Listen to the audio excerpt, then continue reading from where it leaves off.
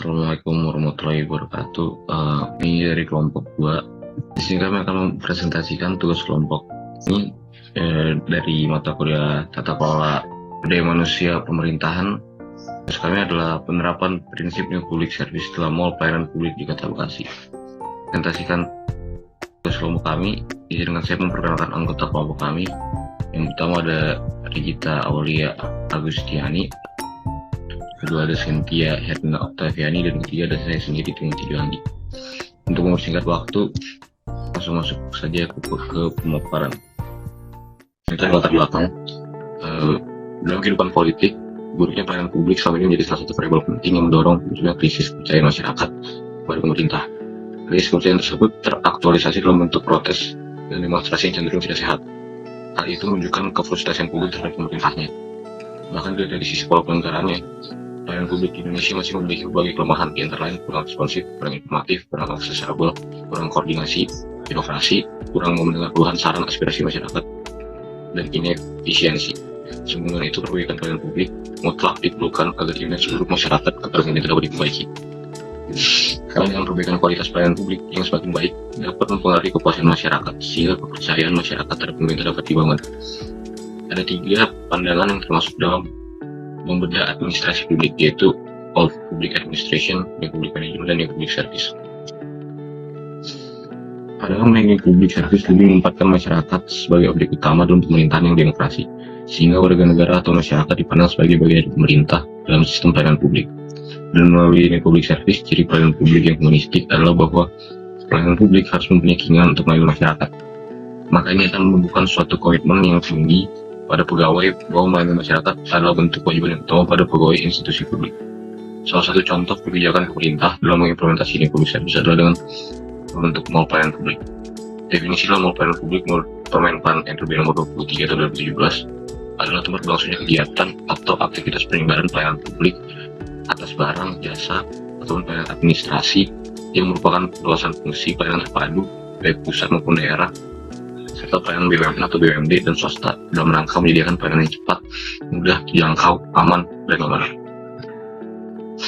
Semenjak dicetuskan mall pelayanan publik, pada akhirnya pemerintah Kota Bekasi pun mengimplementasikan revolusi pelayanan pemerintahan tersebut setelah ditetapkannya Peraturan Wali Kota Bekasi Nomor 101 Tahun 2019 dan instansi pelayanan yang telah bergabung diantaranya Kepolisian Resort Metro Kota Bekasi, Badan Pendapatan Daerah, Disduk Capil, DPM PTSP, Disnaker, Dinkes, BPJS Kesehatan, Bank BJB, Bank BRI, PDAM Tirta Patriot, Kantor Pos, Kantor Imigrasi, Kantor Kementerian Agama, Telkom, KPP Pratama Bekasi Selatan, KPP Pratama Bekasi Barat, KPP Pratama Bekasi Utara.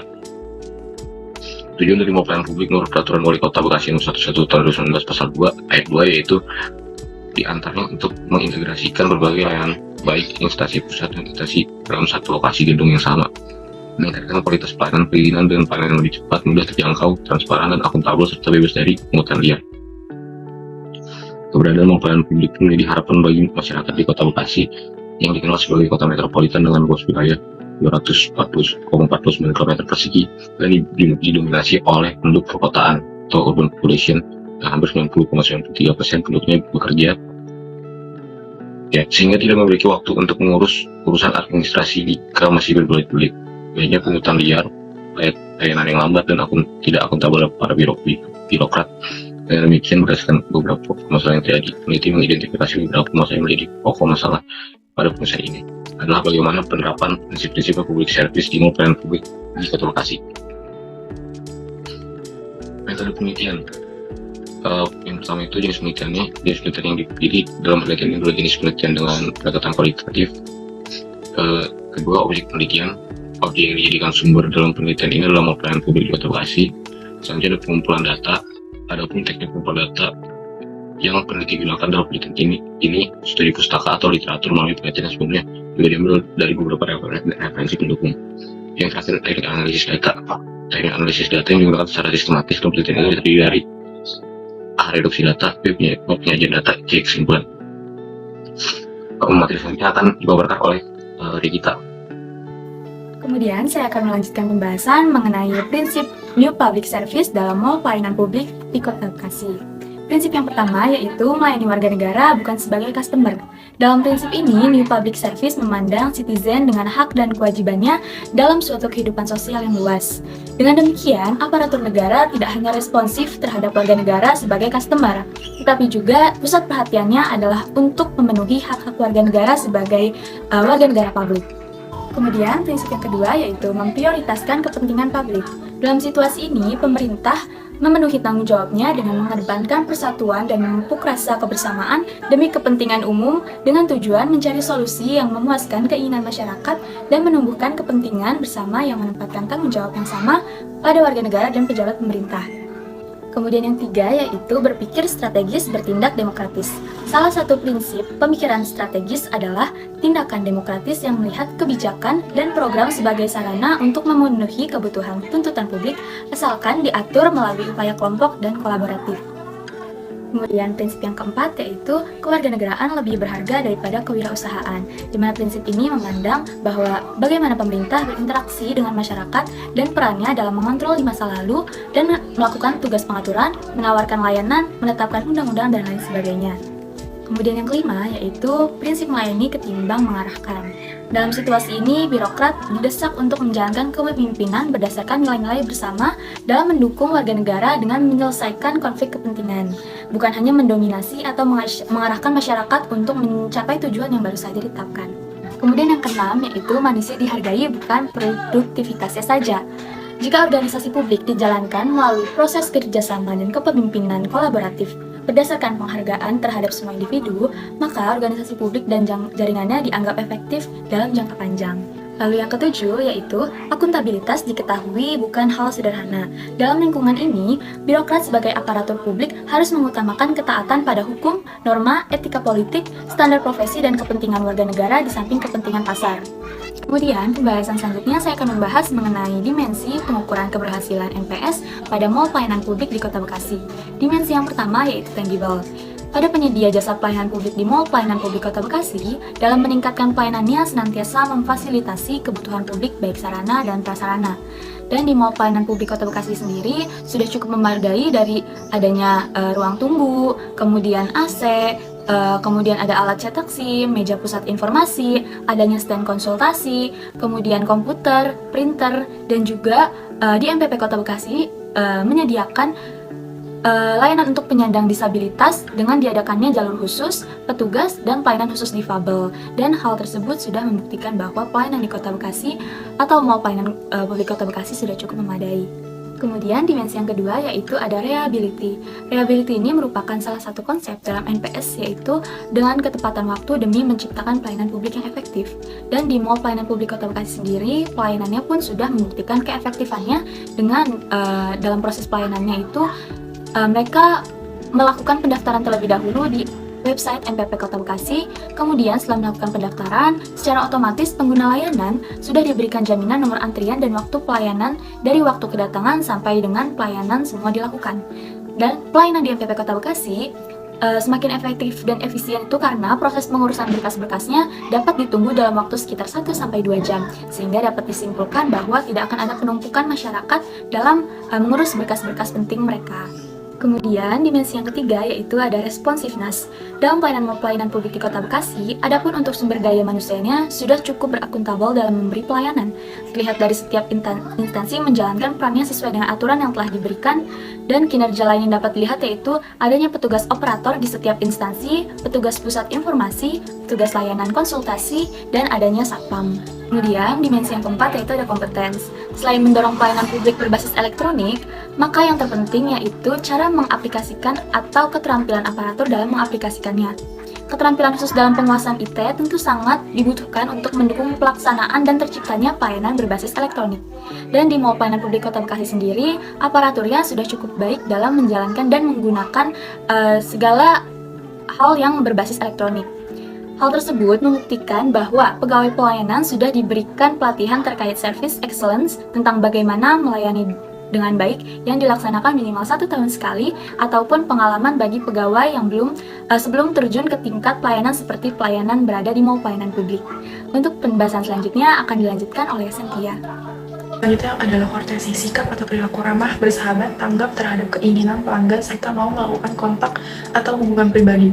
Dalam upaya mendorong penyelenggaraan pelayanan publik dalam konsep NPS, maka aparatur penyelenggara kebijakan diharuskan untuk memberikan pelayanan dengan sikap yang ramah dan memberikan kepuasan tersendiri terhadap masyarakat. Dan pada mall pelayanan publik di Kota Bekasi, pegawai yang melayani masyarakat sudah cukup baik seperti yang telah dijelaskan pada poin sebelumnya. Credibility, sikap jujur dalam setiap upaya untuk menarik kepercayaan masyarakat. Transparansi dapat diartikan sebagai sebuah bentuk kejujuran untuk membuka informasi kepada publik. Pemanfaatan pelayanan publik berbasis elektronik atau online merupakan upaya untuk mendukung keterbukaan informasi. Hal tersebut menjadi pedoman dalam pelayanan publik terkait dengan keterbukaan informasi. Upaya itu pun telah dilakukan pada pelayanan publik di Mall Pelayanan Publik Kota Bekasi, yaitu keterbukaan informasi mengenai administrasi pelayanan, pembiayaan, bahkan jika terdapat kendala dalam sistem sehingga masyarakat dapat mengetahui dan tidak menunggu tanpa kepastian. Security, jasa pelayanan yang diberikan harus dijamin dan bebas dari bahaya, resiko. Pelayanan publik sejatinya juga harus dapat menciptakan rasa aman terhadap masyarakat. Seperti telah disinggung pada bagian sebelumnya, bahwa keterbukaan informasi akan mempengaruhi atas kepercayaan masyarakat, sehingga dengan kepercayaan tersebut akan melahirkan sebuah rasa aman dan tidak selalu menimbulkan stigma yang negatif. Kepercayaan masyarakat sendiri dalam pelayanan pada Mall Pelayanan Publik di Kota Bekasi sudah terbangun dengan baik. Kemudian ada akses, terdapat kemudahan untuk mengadakan kontak dan pendekatan. Pada penerapan konsep NPS di Mall Pelayanan Publik Kota Bekasi itu sudah cukup baik terakses, karena memiliki aplikasi e-tracking di mana hal tersebut itu dapat membantu masyarakat untuk mengetahui sudah sampai sejauh mana proses yang dilakukan melalui ponsel masing-masing. Yang dalam prosesnya sendiri ada 5, yaitu pendaftaran, registrasi, evaluasi, penandatanganan, dan penomoran. Sehingga jika ada stagnan, masyarakat yang mengetahuinya dan melaporkannya ke instansi terkait. Communication, kemauan memberi layanan mendengarkan suara, keinginan, atau aspirasi pelanggan, sekaligus kesediaan untuk selalu menyampaikan informasi baru kepada masyarakat. Penyampaian informasi baru kepada khalayak publik adalah salah satu bentuk pelayanan dalam konsep NPS. Dalam implementasinya, Mall Pelayanan Publik di Kota Bekasi telah mengupayakan hal tersebut dengan sistem layanan elektronik. Segala informasi sudah dapat diakses melalui website mpp.bekasikota.go.id.